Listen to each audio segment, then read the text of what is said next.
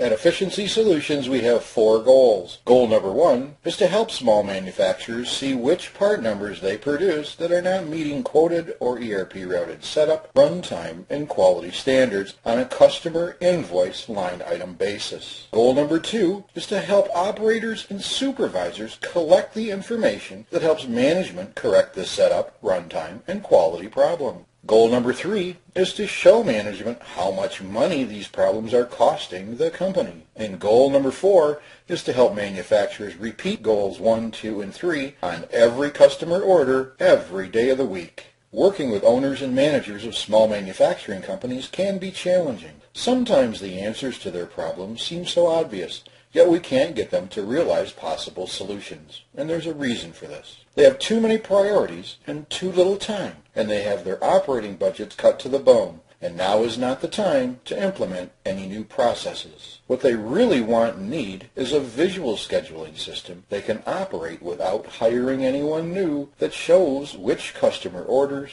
should be running on every machine in the plant on any given day of the month in real time, the scheduled start time and finish time in order to meet quality, gross margin, and delivery expectations, as well as ensure that we're on schedule and everybody knows where material is supposed to be and when it's supposed to be there. These are all of our machines that we've put in on the system setup page, and basically what it's doing is it shows us our total percentage of backlog. It's basically just highlighting those processes with the most backlog in red so that they stand out to you. And then at the same time, see which machines you have historically are your bottleneck processes. And then from there you can go to the job history screen and look at all part numbers that run through your highest bottleneck process machine number. And then that will give you the information on which part numbers and which customers are affected the most by the bottlenecks in your system. And at the same time, we're going to be able to look at how many hours of machine time are scheduled for every machine in our plant on each work day. In this particular case, on 5/17, we're showing backlog on the do-all saw number 1 of 8.67 hours. It is our backlog bottleneck process, and we show that we're running 8.67 hours today, which is basically all of our backlog. And so you can kind of just look down through the list and see which jobs have backlog that you're not working on. In this example would be the do-all saw number 2 has 3.6 hours backlog, but we're not running that machine today, as well as our 110-ton stamping press machine number 8. It has 7.25 hours, but we're not scheduled to run that today. So basically what it's going to do is it's going to give you an indication of your backlog and how your plant is being scheduled to deal with that backlog on a daily basis. Also seeing how overproduction, defects, and inefficiency to quotes and routings affects your profitability. If you produce 12 pieces when a customer orders 10, and the run time is longer than your quote or routings by 15 minutes, and you scrap one part, you will see how much money that scenario costs your company. These costs are largely unseen and add up very quickly. In this example, inefficiency costs are $6.28, defect material costs $32, defect labor costs are $4.07, overproduction material cost is $32, overproduction labor cost is $4.07, totaling $78.42, which is 3.56% of the customer order line item invoice amount of $2,200. Let's look at how we evaluate our part numbers on a customer invoice line item basis. First, we go to our master job history screen and we sort our screen by customer lot number, customer order number, sales order number, work order number, whatever reference you have to reference that line item invoice. In this example, we're just going to call it a customer lot number, and that's going to be column M. So we're going to grab our data,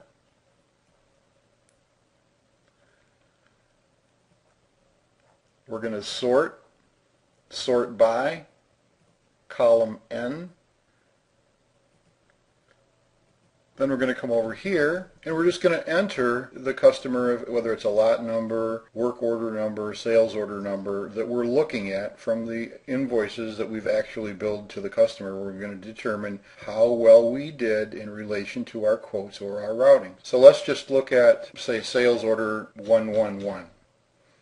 Okay, they're all highlighted in yellow, and we can see right here that there were 3 processes involved in making that part number for that particular customer on that particular invoice, and these are the costs that were in excess of our quotes or ERP routing. Now we can go to the next invoice line item number. Let's say it's 112. Hit enter. This one only had 1 process, and we had $32.71. which turned out to be 0.45%. Let's go with another line item number, 114. That's again $79 over and above what we planned. 115. That one had 2 processes to it, and we lost $45 on the other process, which added up to be 0.75% of the total line item invoice amount. And 116, and that one as well had 2 processes. These are your percentages of your total invoice line item number, which you're looking at. You've already are in the process of billing your customer for them. So you know exactly these are the processes. And then most importantly, what we're looking for here is the corrective action. And we see that our management team has put in no corrective action for this $630 in inefficiencies, defects, overproduction costs. We would be looking for what happened, what are we doing to fix that to make sure that doesn't happen anymore. And you can just scroll back and you can see where were all your problems. They were right here. They were in overproduction labor and overproduction material costs right here. You can scroll down and watch as all 30 machines or processes in your facility make or lose money in real time throughout the workday. If you look up here in the right-hand corner, you see that if every workday had $365.78 in excess costs over your quoted or ERP routed costs, we would have $8,047 in excess costs in a 22 workday month and $96,565 in a year. All the data we just reviewed is automatically calculated for you by entering data in these 5 cells when processes are completed throughout the workday. These 6 10-minute videos on our website will show you just how easy it is to implement our system in your facility. And after reviewing them, you will be trained on how to use about 90% of our system. At Efficiency Solutions, we demonstrate how our visual productivity improvement system would operate in your facility. And if you like the plan, I become the project manager for the implementation. My time in your facility working with your team at your direction. In most cases, with actual training time being only about 10 to 12 hours. And we do this with little effort, organizational changes, and costs. The biggest difference you'll notice on the shop floor is that operators and supervisors know what time jobs should start and what time jobs should finish in order to meet quoted or routed setup and runtime standards. And when there are problems, they have a quick way to notify management of the causes. In many cases, you will notice that corrective action occurs right away. This is the material and information status screen. When we entered a Y in that one column that said we had the material, that Y is then transferred into these columns that we see here for all 30 machines so that we can quickly look at whether or not material is available for all the machines. We can view all 30 machines and look for cells that are not green with a Y in them. And it just goes all 30 of our machines. There's nothing in any of these because I haven't scheduled anything, but you can see how easy it is to look for gaps where you don't have material that's ready to be sent to that particular machine at that particular start time. One thing that we want to make sure you understand is as jobs run faster and slower than quoted, these times are going to change. So throughout the day, this job, maybe because it's the first one in the morning, it'll start on time.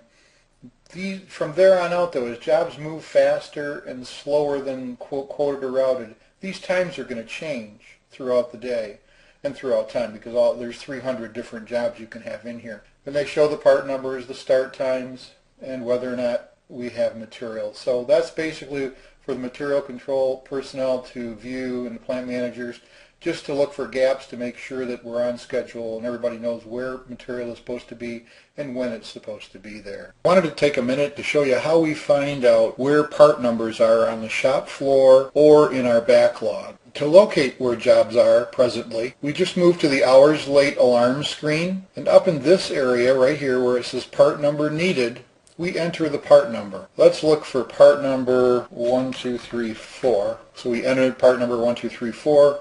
We hit enter.